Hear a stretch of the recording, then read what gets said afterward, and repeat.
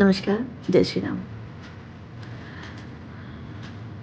आज इस कलयुग में जो पिता-पुत्र का रिश्ता है या बच्चों का माँ-बाप के साथ जो रिश्ता है, उसे देखते हुए बहुत पीड़ा हो रहा है। अभी कुछ समय पहले की बात है, मैं कहीं गई हुई थी, वहाँ पे ऐसी चर्चा चल रही थी, तो उस चर्चा में बच्चों की ही चर्चा चल रही थी कि किस प्रकार से बच्चे आज कलयुग में किस प्रकार से उनका व्यवहार होता चला जा रहा है।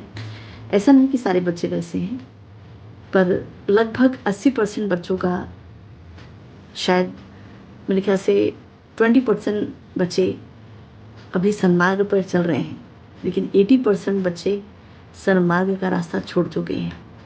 सन्मार्ग तो छोड़िए, वो माता-पिता का कद्र कर लें, वही बहुत बड़ी बात है। बच्चा कमाने लगता है तो उसे लगता है कि जैसे वही घर संसार चला रहा है। वो ये भूल जाता है कि उसके कमाने से पहले पिता ही उसकी परवरिश कर रहे थे। उसके हर इच्छा का ख़्याल पिता ही रख रहे थे। उसकी हर चीज़ों का ख़्याल माता ही रख रही थी। लेकिन बच्चों को वो सब भूल जाता है। जैसे बच्चे कमाने लगते हैं, हाथ में पैसा आता है, बच्चों को लगता है कि अब सबसे सर्वश्रेष्ठ मैं हूँ और मैं सब कुछ कर सकता हूँ। लेकिन वो ये भूल जाते हैं कि माता-पिता को ऐसे ही नहीं माता-पिता बनाया है भगवान ने। धरती पे आप लोगों को लाने के लिए माता-पिता भगवान का रूप माने जाते हैं। लेकिन अब कहाँ वो बातें रह गई, कहाँ वो ज़माना रह गया। एक समय था जब हम लोग माँ-पिता की नज़र को देख के समझ जाते थे कि माँ-पापा क्या कहना चाह रहे हैं। हम नज़र से बातें करते थे। मम्मी ने देख लिया तो हमें लगता था कि शायद ये काम गलत नहीं करना है। और आजकल अगर आप नज़र उठाओगे तो बच्चा आपको डबल नज़र दिखा देगा। तो आपको ही डर के रहना है। इस कलयुग में कलयुगी बच्चों के साथ माता-पिता को ही डर के रहना पड़ेगा। आगे आने वाले समय में तो ये समस्याएँ और भी गंभीर हो जाएँगी। जब अभी से ये शुरुआत हो चुका है, तो आने वाले समय में ये बहुत तीव्र रूप लेगा। तो मैं उन सभी बच्चों से एक बार ये पूछना चाहती हूँ कि आप लोग जो ये माँ-बाप के साथ कर रहे हो, तो क्या आप लोग भूल जा रहे हो कि आगे आने वाले समय में आप भी पिता बनोगे, आप भी माँ बनोगी? तो अगर आपके बच्चे ने पलट के आपके साथ ये व्यवहार किया, तो आपके दिल पे क्या बीतेगी? आप क्या कहोगे? और जब आप माफ़ी माँगने के लिए माँ-पापा के पास आना चाहोगे, शायद तब तक माँ-पापा आपके साथ नहीं रहेंगे, यहाँ से जा चुके होंगे। तो समय रहते माता-पिता की कद्र करना सीखिए। समय जाने के बाद कद्र करना, ये कोई इंसानियत या मानवता नहीं है। मैं एक विषय पे ये भी बात करना चाहूँगी कि जब पितृपक्ष आता है, तो बच्चे भिन्न-भिन्न प्रकार के आइटम बनाते हैं माता-पिता को खिलाने के लिए। और वही माता-पिता जब ज़िंदा रहते हैं और अपनी इच्छाएँ बताते हैं कि उनको खाने की इच्छा हो रही है, तब बच्चों के पास पैसे नहीं होते हैं। उस वक़्त बच्चों के पास पैसे नहीं होते हैं, जब माँ-पिता खाना चाहते हैं। और उस वक़्त बच्चों के पास पैसे कहाँ से आ जाते हैं, जब माँ-पिता रहते ही नहीं हैं। पितृपक्ष में जो आइटम बना के खिलाया जाता है, क्यों? ये सब ढकोसलाएँ बंद करना चाहिए। ज़िंदा रहते हुए माता-पिता की सेवा कीजिए, माता-पिता का इच्छा का सम्मान कीजिए। उन्हें उनकी इच्छा उनके जीवित रहने पे उनकी इच्छा पूरी कीजिए, ना कि उनके मरने के बाद। हमारे यहाँ एक लेडीज़ आती हैं, उन्होंने अपनी स्टोरी बताई एक दिन ऐसे ही, तो सुन के बहुत तकलीफ़ हुआ। और एक क्या लगभग जहाँ देखो वहीं बुजुर्गों के मुँह से भी यही सुनने को मिलता है कि बच्चे जो है बिगड़ गए हैं, बच्चे पहले जैसे नहीं हैं। और मेरा तो बहुत निवेदन रहेगा सभी बच्चों से, चाहे वो बेटी हो, चाहे वो बेटा हो, कि माँ-पापा की परवरिश पे उँगली मत उठाइए। वो जो भी करते हैं आपके लिए अच्छा सोच के करते हैं, कोई आपका बुरा सोच के नहीं करते।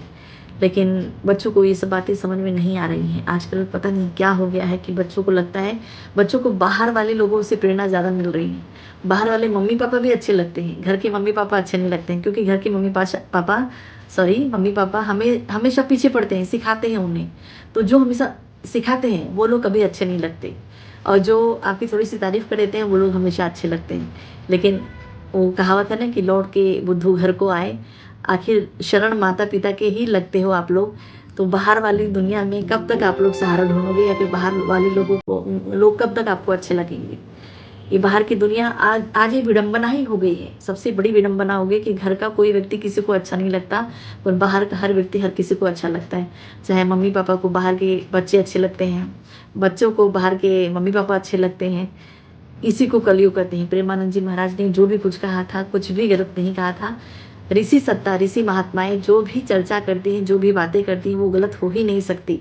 उसके पीछे जो उनका तर्क होता है, वो बहुत ही ज़्यादा समझदारी से शब्द कहे जाते हैं, और ना समझने वाले लोग उसको उल्टा-पुल्टा बोलकर उनकी भी अवहेलना करते हैं। मेरी आप लोगों से नम्र निवेदन है कि आप लोग क्या कर रहे हैं, क्या नहीं कर रहे हैं, ठीक है, वो आपकी मर्ज़ी है, पर संतों के ऊपर उँगली मत उठाइए, क्योंकि संत के चरण की धूल बराबर भी हम लोग नहीं हैं, और उनके ऊपर इतना बड़ा आक्षेप आप लोग लगा देते हैं, क्योंकि आपके ऊपर उँगली की गई है, आपके चरित्र पे उँगली की गई है, आपके व्यवहार पे उँगली की गई है, तो वो आप अगर आप सही हैं तो आपको बुरा क्यों लग रहा है?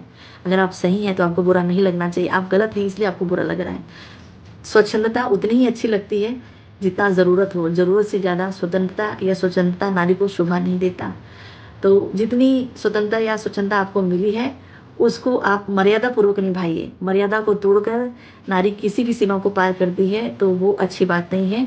ये हर नारी के लिए बात है, चाहे वो मैं ही क्यों ना हूँ। मैं भी नारियों में ही हूँ, उन नारियों में जो घर का ख़्याल रखना, परिवार का ख़्याल रखना, समाज का ख़्याल रखना, समाज के बनाए गए नियमों को पालन करना, ये इन सब हर नारी का कर्तव्य है। तो इसे आप लोग निष्ठापूर्वक निभाइए, ना कि कोलाहल करके। और कुछ नारियाँ उत्पात मचाती हैं और बाकी सभी नारियाँ उनमें गिनी जाती हैं। तो मैं सभी महापुरुषों से निवेदन करना चाहूँगी कि सभी नारियों को एक तराजू में ना तौला जाए, और बाकी तो आप लोग खुद ही समझदार हैं। जय श्री राधे। ओम नमः शिवाय।